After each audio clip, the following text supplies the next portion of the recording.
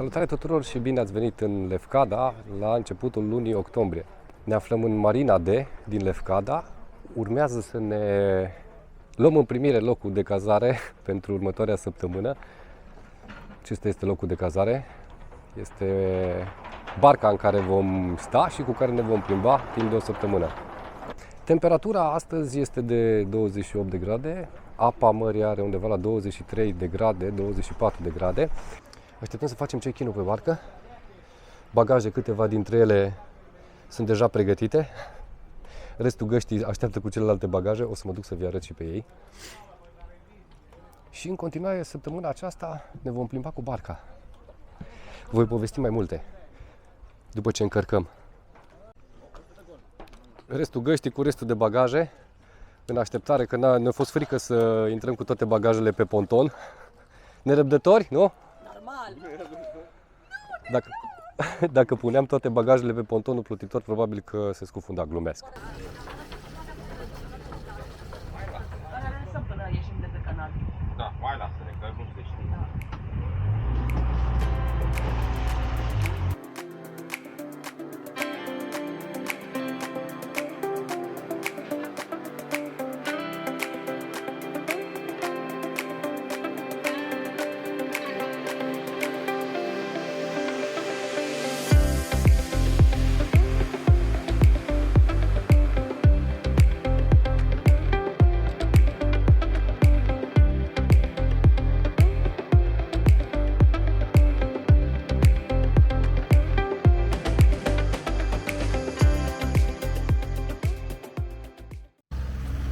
Bună dimineața! Prima zi pe barcă. Am plecat pe partea vestecă a Lefkadei și mergem să facem paie în prima zi de octombrie. Hai să vedem cum e. Cald afară în dimineața asta. Gașca e pe barcă. Nu, capitan. Capitanul, secunzii și marea. Atâta.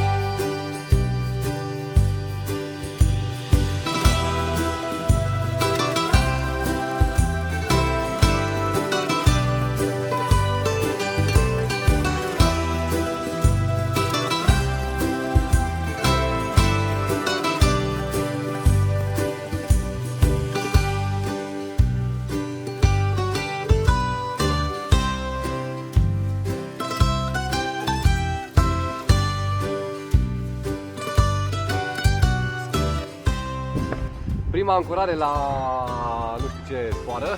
După cum vedeți, spectatorii stau aici și mănâncă semințe sau ce mâncăm. Nu este adevărat. Nu sunt spectatori. Nu. Singurii care lucrează. O să dormiți bine la noapte.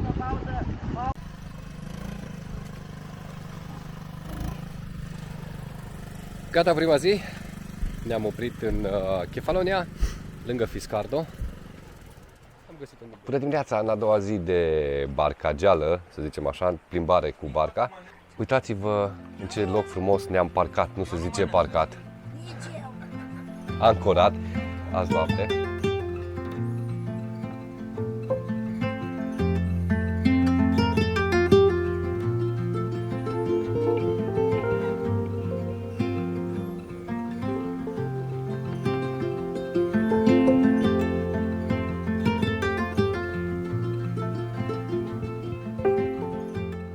Fiecare are activitățile lui. Co-skipperul, câștigătorul de aseară de la jocul de cărți, nu v-am spus, dar seara jucăm cărți, facem party pe barcă. Unii se relaxează la cafea. Ce? Alții sunt mult mai activi. Au început deja activitățile de pescuit. Așteptăm și noi să mâncăm pește. Da, avem niște așteptări de la cei care pescuiesc. Poate mâncăm și noi pește. Dacă nu găsim totdeauna la conservă. Nu chiar orice fel de pește, ci ton. Da, cine dă tonul? Dacă vă gândiți că pe barcă vă veți plictisi, nicio șansă. Tot timpul te poți relaxa și găsi ceva de făcut în câte un golfuleț, în câte un port. O să plecăm din locul acesta minunat și vom merge pe lângă, între Kefalonia și Itaca. Să vă mai arătăm câteva locuri frumoase. Rămâneți aproape! Am prins un pește! Capitanul? Capitanul, Trebuie să dau tricou. nu avem vânt, dar cât de cât. Cât să ridicăm puțin din vele.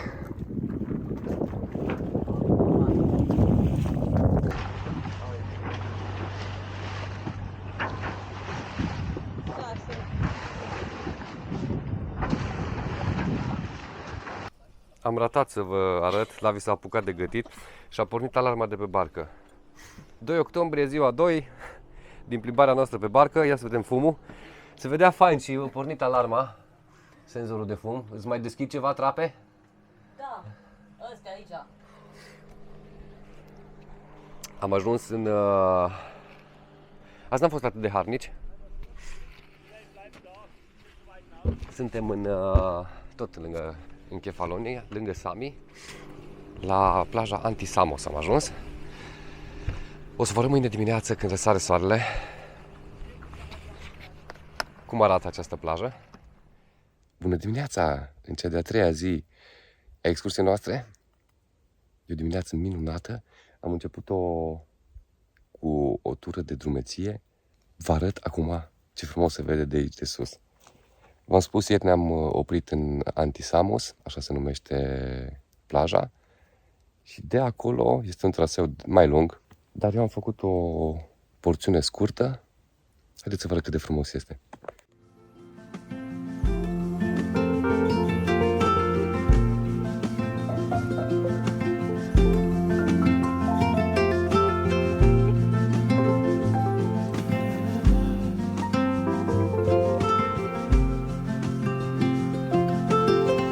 Înapoi la malul mării și acum haideți să ne întoarcem la oile noastre, pardon, la bărcile noastre, la propriu, la bărcile noastre. Acolo este barca noastră. Și aici este bărcuța cu care am plecat de dimineața în drumeție. Ridicăm ancora, plecăm și mai încolo pe parcursul videoului vă vom povesti mai multe despre câte tipuri de bărci, cât costă închiriatul unei bărci. Haideți!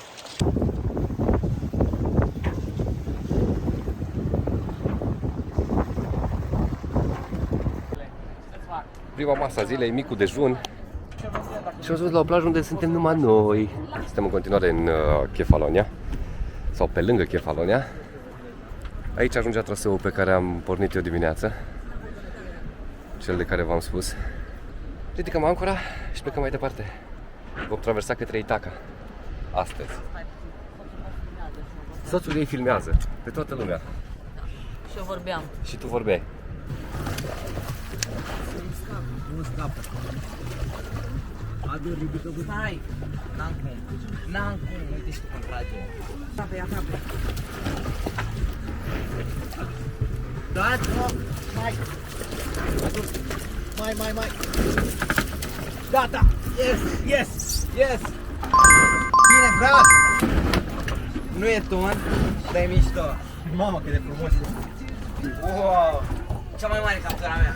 E? Și avem și masă. Avem și masă. Ați prins ceva? Da, a prins Vlad. Vlad? Ați văzut că am prins și pește?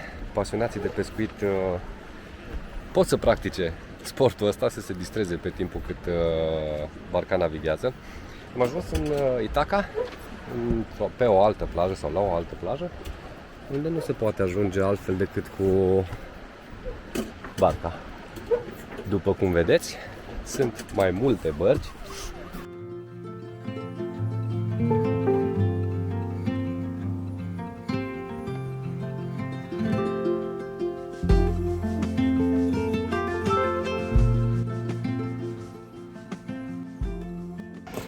O altă activitate a unora pe barcă este să culeagă pietre. Nu că n-ar fi la Dedeban sau la Hornbach, dar puteți să culegeți și veți avea pietre de la plaja, nu știu cum îi spune, dar o să vedeți în... Da. Dacă mai râs de mine, de pietrele mele. Transportul pe barcă.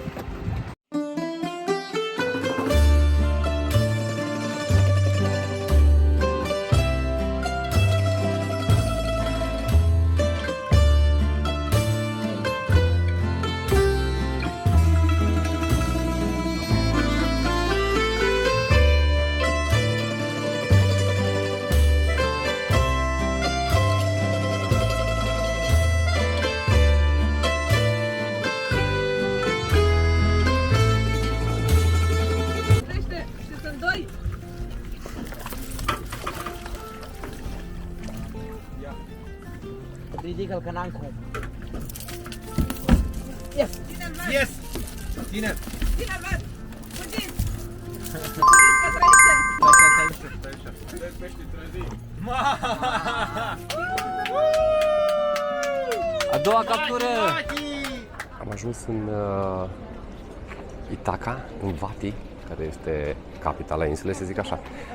Haideți să vă arăt ce frumos e acest micuț orășel.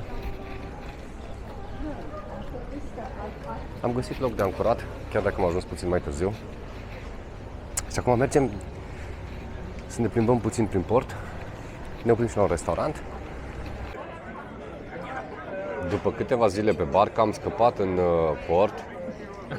Nu știu dacă ne va ajunge masa să întindem tot ce am comandat. Să nu vă închipuiți că pe barcă se face foame. Din păcate aici e gol. Da, unii nu. V-am spus, nu se face foame pe barcă. Doar că atunci când ajungi în port, încerci și specialitățile locale.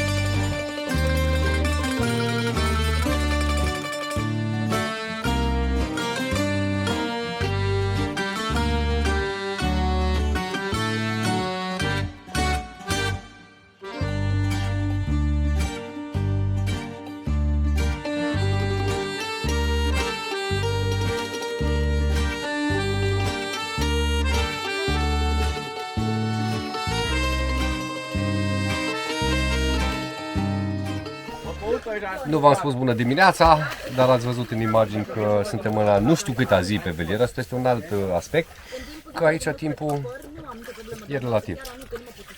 E seara, am reușit să ancorăm, este ora 19. În 4 octombrie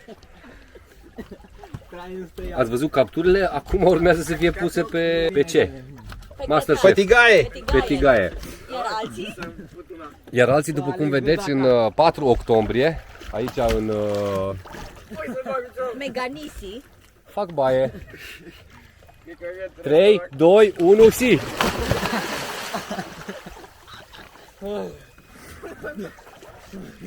Suntem în un mic golfleț. Seara asta vom găti. Suntem la ancoră, din nou. Masterchefii. Paparazzi, nu scap de paparazzi, frate. Nu mă filmezi? Ce mai întâi să fie gata plating-ul? Și afară încă Dacă nu te rămâi. tot la baie. Mama! Mama! Mama! Aprinde tu lumina aia, te rog. Aprinde lumina aia. Deci, care este impresia despre Maki Maki peștele? Foarte bună. Avem o impresie foarte bună despre Maki Maki. Maki Maki. Trăiască pescarii și bucătarii. E mai bun ca ton. Neața din nou. Ați văzut răsăritul de soare? Acum haideți să vă arăt golfulețul în care ne-am oprit.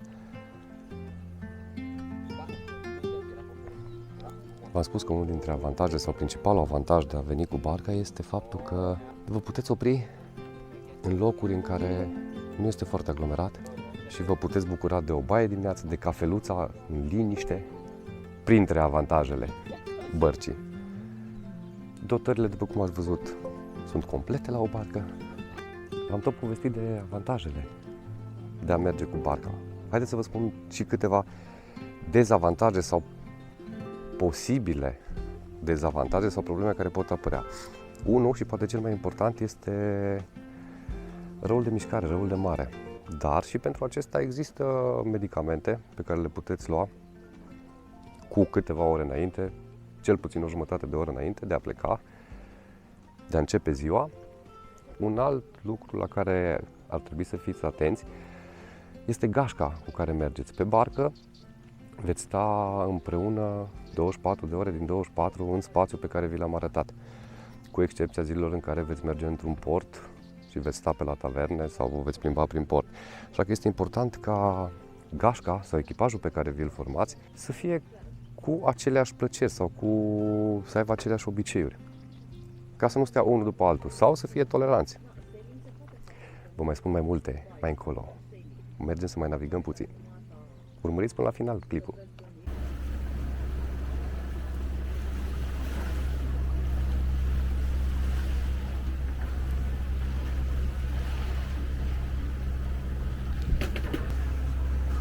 Nu pun asta. A intrat cu fracul pe tine.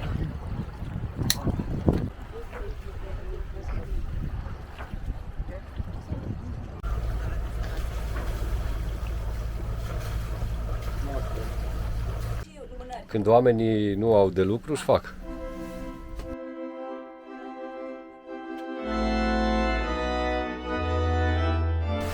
Deci dacă ar fi fost să mă mărit acum 17 ani, aici o făceam.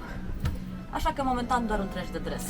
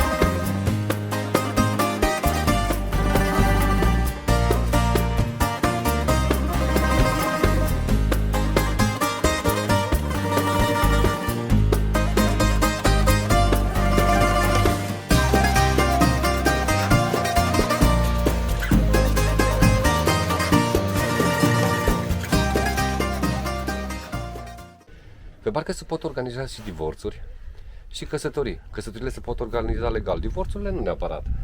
Poate organiza o ceremonie de căsătorie legală în apele internaționale. Așa. Noi am făcut chestia asta în iunie, avem și un film. Nu noi. Nu noi doi. Nu noi. Am organizat împreună cu toată trupa. Dacă am putea alege varianta aceasta. Probabil că am Pentru divorțat. asta. Pe Nu. nu, Pentru asta am optat. Bă, cea mai tare, cea mai tare serie. 6-9. Păi, vă dați seama că noi folosim puterea înapoi. Mă, ce se vede de bucătărie. Alex, sunt închise sertarele. Ce-a picat? O pachet de biscuit. Mă bucur. Nu! Șurubă să nu te lovești. Pregătit de port.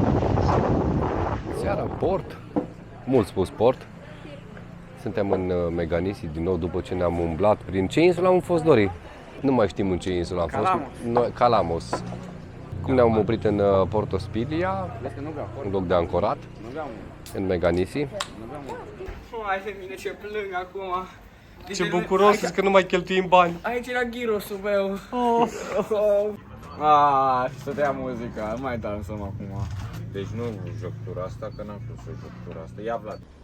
Am ajuns și la finalul excursiei și am promis că vă spun câteva lucruri despre organizarea și costurile unei astfel de ieșiri.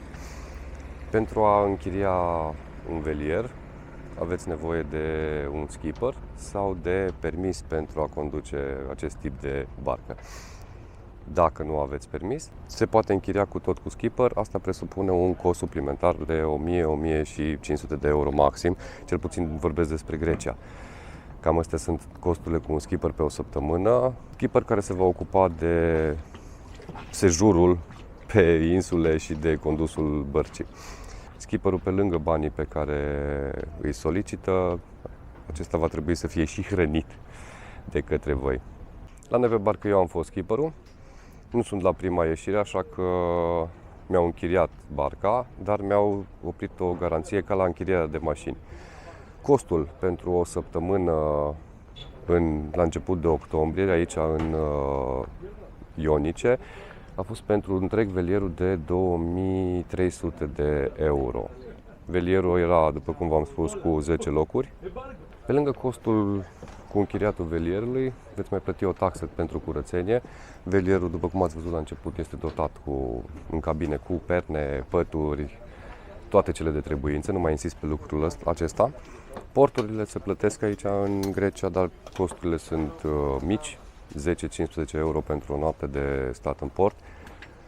Alte costuri, mâncarea, băutura și tot ceea ce vă aduceți sau vă cumpărați de ei. Sfatul meu este să nu veniți din țară decât cu cele de trebuință și cumpărați de la fața locului. Ați văzut din imaginile de pe parcursul acestui clip că prin acest mod poți ajunge în niște locuri spectaculoase și nu atât de populate sau chiar locuri la care nu poți ajunge doar sau decât cu barca. O săptămână este prea puțin pentru noi, pentru alții poate fi prea mult. Merită o experiență de genul acesta, noi vom mai repeta. Dacă vă putem ajuta cu informații suplimentare, ne lăsați un coment. Vă mulțumim că v-ați uitat la acest clip. Vă salutăm și ne vedem la următorul clip.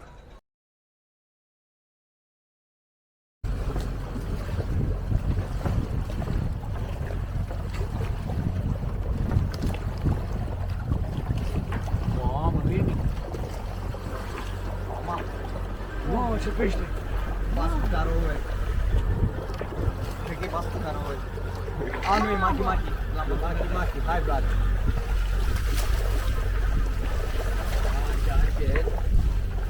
Nu cred că e bascu. Ce pește. Am prins. Nu e maki-maki. Stai. N-am un coi drept. Aoleu. Hai, Vlad! Nu e maki-maki, prietene, e ton. E ton ăsta. E ton!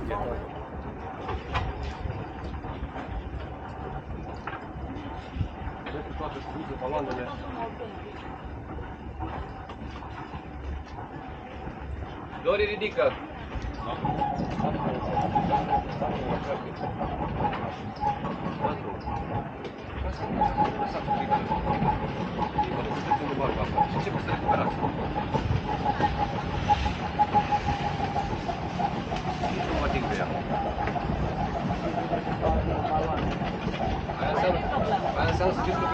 Bye. Enjoy the fish tonight. Yes, we will. Thanks. Lasă-o, Dori, tu ridică, nu contează că ea se duce după. Că baloanele. Nu putem pleca încolo. Nu a ridicat ancora, după aceea putem.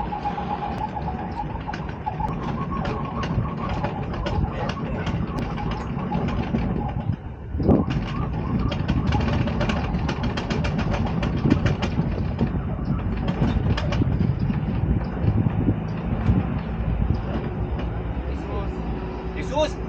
Bă, ce tare! Acum pot fi ridicate. Mamă, ce talpă i-a dat! Nu ești nebun! Ia fii atent, cum întoarce! Mamă, nu mergem așa. Pune baloanele în barcă, Vlad. Lateralul ăla. Îl dai peste. Bravo, echipaj! Suntem bombă. Da, mă, suntem făcut cu voi și Atlanticul. Suntem bombă! Ia uite câtă activitate pe barca asta aici. Las.